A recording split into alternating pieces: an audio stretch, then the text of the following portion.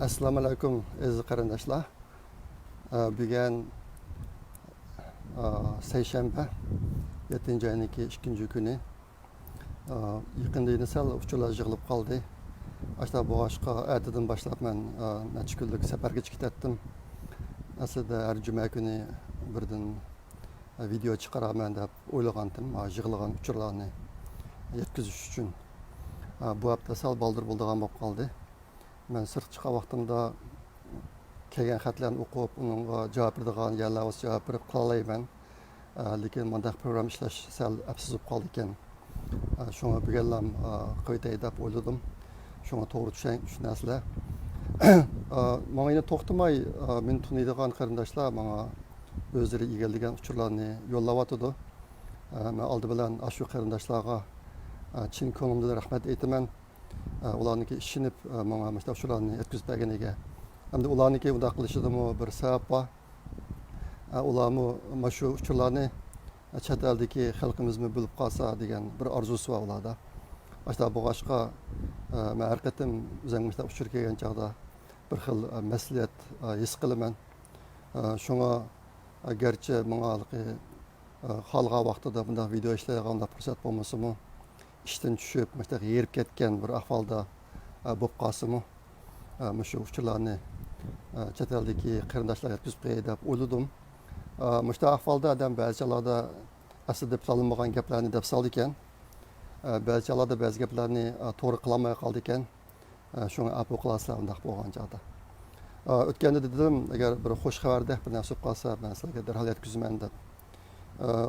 Mana necha kun ichida xush xabar bo'ldigan uchurdan faqat bir islam keldi. U bo'lsa-mu, Urumchidagi bir qism yesil va boshlang'ich maktablarda 2 soatdan 4 soatgachilik haftasiga Uyg'ur ona tilini kirgizibdi o'rganishni. Ondan keyin bu yilgi kitobim yo'q, mana ishimga deb surish qilib baqdim. Kitobi bor ekan. Kitobni taqitibdi. Ilipayda kitoblarni. Endi bu ish yolg'iz Urumchidami? Urumchidagi faqat bir qism yesil bilan boshlang'ich maktablarmi yoki bizning vatanniki ham yerda tang elib kelayotgandi bu aniq emas. Boshqa bu boshqa imkoniyati bor qarindoshlar mush jihatda uchur egallashga bir tirish boqqan bo'lsanglar.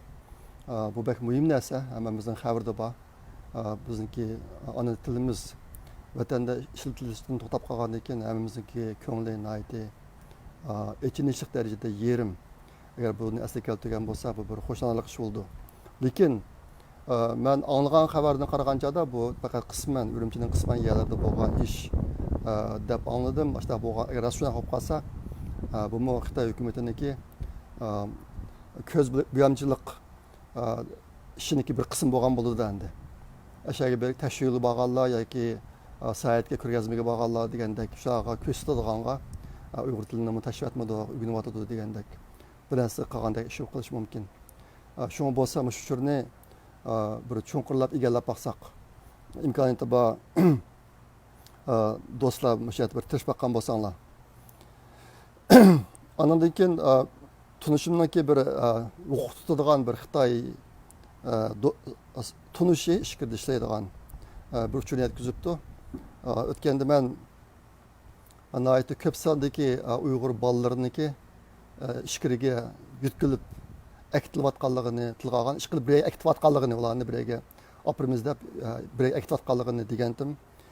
Bu Xitoy amaldorniki deyishcha bu bolalarniki bir qismi haqiqatan ishkirga berayotganligi, ondan keyin haqiqatan bu ishkirda shu jinsiy munosabat ishlariga qo'yilayotganligini debdi. Bu biz eng ansiraydigan ahvolning birisi. Bu Xitoyda bunday ishlar bor ekan. Mana shu 6-ayning 28-kuni bir maqola chiqdi Xitoycha. Guizhou o'lkasida mana yesildagi yoki yetim bolalarni mana shu jinsiy munosabat uchun boshqalarga setib pul topgan ahvolni to'g'riliq bir xabar chiqdi Xitoycha matbuotga. Endi hozir Uyg'urlarnikimi mushaf holga qilib qo'yotgan ehtimolga bak yuqori. Buni umumyuzlik birlashtirib kelgan chog'da o'tganda bir qancha dedim. Men shu Amerika Iroq hujum qilgandan keyin Iroqda bir musiqani, Iroqdagi dunyoga eng dаңлык bir musiqani bulashlash bo'lib ketgan. Hammadan kirib xohlagan narsani olib chiqadigan bizniki bechora Uyg'ur xalqi hozir shunaqa bir holatga kelib qolgandek bizniki xonim qizlarimizni qo'ymagan, endi bolalarimizni qo'ymay mashtashlarimiz sog'il turibdi. Odamni haqiqatan bak ichindirdi bu ish. Bu jihatda davomli uchirga olishimiz kerak. Buni yana boshqa tillarda, inglizcha boshqa tillarda tashkil qilishimiz kerak. Dunyoga bildirishimiz kerak. Men bu jihatda men tirishimman. Shu bugungi sizlarga deydigan xabarlarni men inglizcha yozib chiqib Facebookga chiqarib bir qancha kun ichida.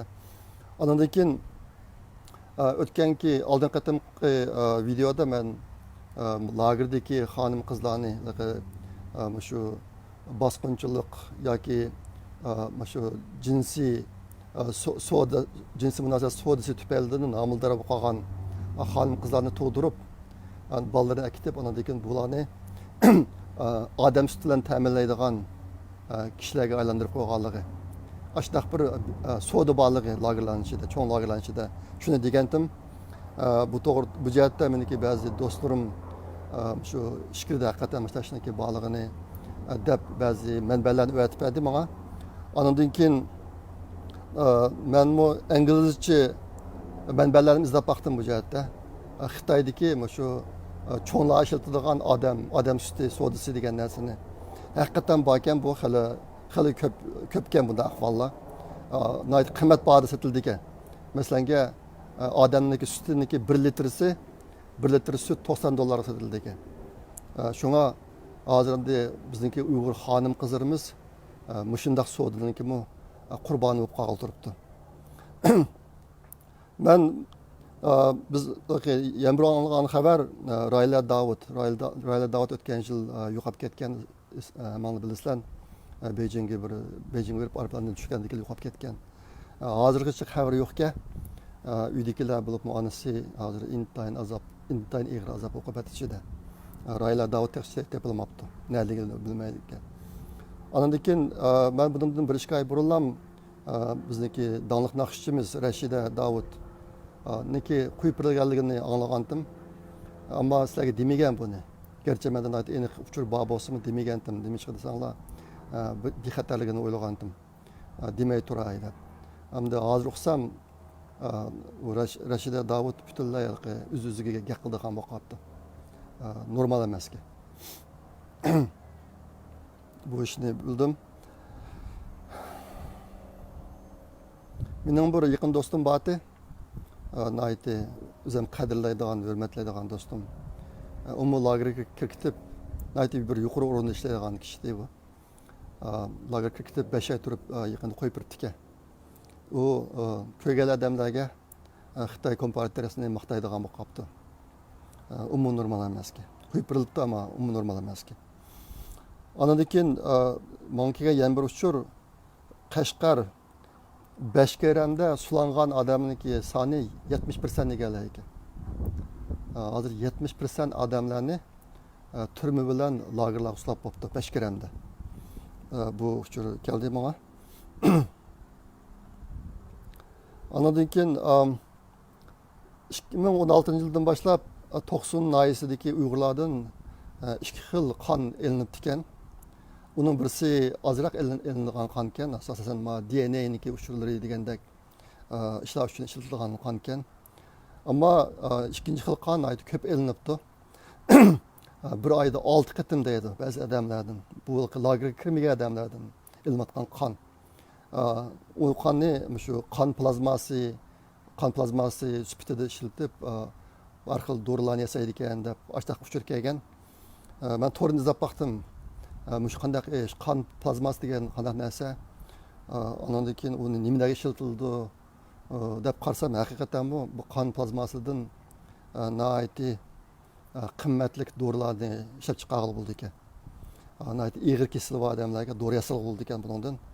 Ondan keyin kuyib ketgan yerlarga, ondan keyin yordar bo'lgan yerlar undan narsa ishlatildi ekan. Ondan keyin immun sistemini yaxshilashga, ondan keyin ba'zi rahlarni davolashga ishlatildi ekan bu.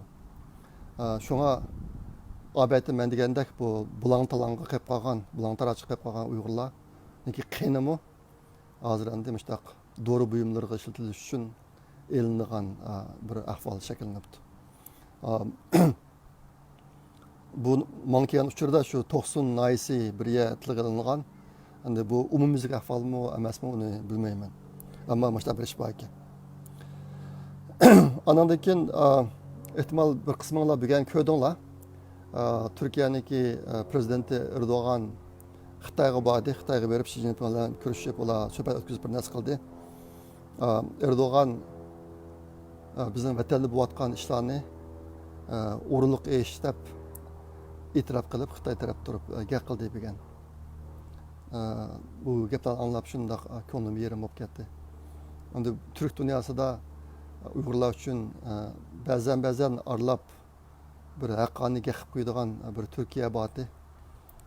Bu Erdo'g'anni Xitoyga berib Xitoylarning qilgan ishini qo'llab bir narsa debdi. Uniki degan gapi masalan Turkiya radikallikqa intayin mustahkam pozitsiyada qarshi turdi. Ondan keyin Xitoy bilan bizning o'tirimizda bir bexatarlik hamkorlik munosabatini kuchaytirishga tirishidi degandek gaplarni debdi. Shunga bu gapim hamda o'tgandagi deyilgan gapniki davomidagi bir narsa. Bizga Turkiya qarindoshlardan, musulmon qarindoshlardan ancha yordam kelmadi. Sukut turib oldi deydi. Hozir sukut turmaganlari mushtaq Xitoyda turib gap qiladigan ishlar necha qatim ko'rildi. Bu yana mumkin biz chet eldagi Uyg'urlarniki kelgusidagi yukning qanchaga eg'irligini ko'rsatib turadi. Shunga chuqum burun qilmagan ishlarda, burun qilib boqmagan jihatlarda o'ylanib, yangi ishlarni tepib qilmasak bo'lmaydi. Uniki birisi meningcha endi mendan bakchi qarindoshlar so'rayotdi. Men ambalanga aniq javob berib olmayman. Nimishqa degan chog'da ba'zi bir ishlarni oldin davetish biz o'zimizga bak ziyonliq. Shuni qilmay turib devasak, biz qilib qo'ychilik Xitoylar uniki oldin olish tadbirlarini qo'llanib bo'ldi. Shunga imkon bor bir qism ishlarni sal undaq oshkora davjimay qolgan yaxshi. Endi darholam hamma odam qila oladigan ishlarniki birisi men Xitoylardan, Xitoy hukumatidan hisob oladigan bir kun bor deb ishonmayman uningga. Ashtaq bir kun keladi bizga. Ashtaq bo'g'ashqa, ashtaq bir kun kelgan chog'da Xitoyni javobgarlik tortadigan isbotlarni to'plab qo'yish kerak. Hammalar buni hammadan qolaydi, uyda turib qolaydi. Bu ish qolaydi, ko'ngil bo'lsanglar. Ondan keyin yana birisi biz burun biroz xotirjam yashagan vaqtida o'xshash narsalardan jihralari qurilib, takror qurilib, kuchimiz, pulimiz bak chechilib ketdi. Hozir ko'rayotganimizdek biz shuncha tirishibmi vatandagi xalqqa bir haqiqiy manfaat yetkazadigan bir unumli ko'mayotimiz taqchilik. Ashta bo'g'ashqa biz ish qilish usulimiz jihatda biroz yengilmasak bo'lmaydi. Yangi yo'l topmasak, yangi ish qilmasak bo'lmaydi. Bo'lmasa yine burunqi izimizdan o'tkilanmay turib qolaveramiz. Qilg'ashniki birisi burun mana parchalanib ketgan o'xshashni takror qilib, to'p talishib, ashta qilgan, ashta bir qism ishlarni kuchimizni birlashtirib, endi pulimizni birlashtirib, undan bir yaxshiroq unum qozonishga harakatga o'tsak. Bu jihatda men hamma qarindoshlarniki o'ylanib beqishini umid qilaman. Men o'lish kun qurilmoqchi bo'lgan bir chet el tilidagi tashviqot markazi haqida ozoq uchlarni berdim. Ham o'quvchilarga biroz pul yig'ib deb bir ishni boshlab qo'ygan, boshlasam bu murakkablash ketib, o pulni yig'moq bak tasib ketib, ashning bilan men Facebookda pul yanı qildigan birini ish qilmay yurib qoldim. Ashinglar u ochildi. Hozir qadar xili ko'p qarindoshlar 30 lik 40 ning oralig'idagi qarindoshlar yana birib ashta qildi. Ben xo'sh bo'ldim bu ishdan. Hozir qadar yordam qilgan qarindoshlarga ko'pdan ko'p rahmat. Mushumi bir yangi ish. bu ishniki alayda naiti konkretni maqsadi bor. Bu shu lager bilan munosabatlik uchur axborot uchurlarini to'plab shundan unumli foydalanish. Chet el tilida inglizcha, xitoycha, arabcha, turkcha tillarda ish qilish nishoni bor ularniki. Endi boshqa shakllardan foydalanmoqchi uni ularning mening degim yo'q. Ular kendincha muvofiq vaqtda o'zidasin yoki o'zinglar ko'rib olinglar. Buni oldin deyishni xohlamayman men. Vatandan kelgan yana bir uchur shu lagerni boshlagandan keyin lager yasashni boshlagandan keyin Xitoylar bir mukammal tashqat o'rindan birini bekitibdi ekan. Uning ismi Zuyxu Yigungli deb atabdi. Eng oxirgi 1 kilometr deb. Bu tashqat bilimini shu Abdum rayonlik markaziy hukumat bevosita boshqardi ekan. Ularni qildigan ishi kun bo'yi shu lagerni axlab xabar ishlar ekan. Shu orqali vatandik xalqlarniki mingisini juydi ekan endi. Meniki bek hayron qolganim mushqatim hozir shu yaqinda kelgan yana bir uchurim. Urumchidagi Uyg'urlar janubda nima ish bo'lganligini bilmay ekan. Shunchalar jiq odamning sutinib ketganligini, lagerda shunchalar jiq odamning borligini bilmay ekan bular. Xitoylar Wang Gehua deb bir taktikini yo'lga qo'ygan. Wang degan to'rlashtirish degan gap, G degan yolg'iz qoldirishni ayirib etish degan gap endi. Gli degandagi G'da. Hozir bizniki vatandagi qo'llanayotgan taktikasi shu bo'lg'ashqa Urumchidagi Uyg'urlar janubda bo'lg'ashlarni bilmay ekan qat'iy. Shunga men ba'zi joylarda bir videolarni ko'rib qolaman. Nihoyat o'ltirashlar qizib ketgan. Endi biz bu yerda kunda kuzimizni yosh qurmay o'tadigan bo'lib ketdik. Ashlarni ko'rsa adam g'alati his qilib qoldi ekan endi. Ashta vaqtida sal kalamda o'tmaganda bu nima ish bo'lib ketib bordi deb. Amaliyotda Urumchidagilar bu ishlarni xabarsiz o'tayotgan o'xshaydi. Ashta bo'g'ashqa bexaraman o'yin o'ynab yuradi ekan. Endi ma tashqat o'rniki bir vazifasimi lager to'g'riliq lagerni oqlaydigan xabarlarni tashqat mazmunlarini ishlab chiqib buni taqdim ekan. Xalqning mingisini juydi ekan. Undan boshqa shu Uyg'urlarniki barliq cho'ng kichik xabar supularini hatto undidor supularini kontrol qilib mushdaq xabarlarni o'rtoqlashishga majburlar ekan ularni. Agar har kuni mushdaq xabardan natijani chiqamsang siznikini taq o'tamiz degandek. Ashunda tahdid bilan, ashunda taktik bilan buni majburiy taqatqizdi ekan. Uning ismi Zuyxu Yigungli ekan. Eng oxirgi 1 kilometr. Bu ishqa bu tashqat markazining tashqat ishlariga Abdum rayonlik partikom tashqat bo'limidagi Abdurashid degan bir kishi mas'ul ekan bu ishqa. Shu kishi katiblik xizmatini qildi ekan bu ishlar. Buguncha men egalga uchragan shunchalik abaytaman degandek Xudoyim bursa shu yapning ichida yuqorqi mazmunlarni inglizcha yozib o'zimniki Facebook'ga chiqarib qo'yishga tirishaman. Meni mana shu uchurlar bilan ta'minlagan barliq qarindoshlarga ko'pdan ko'p rahmat.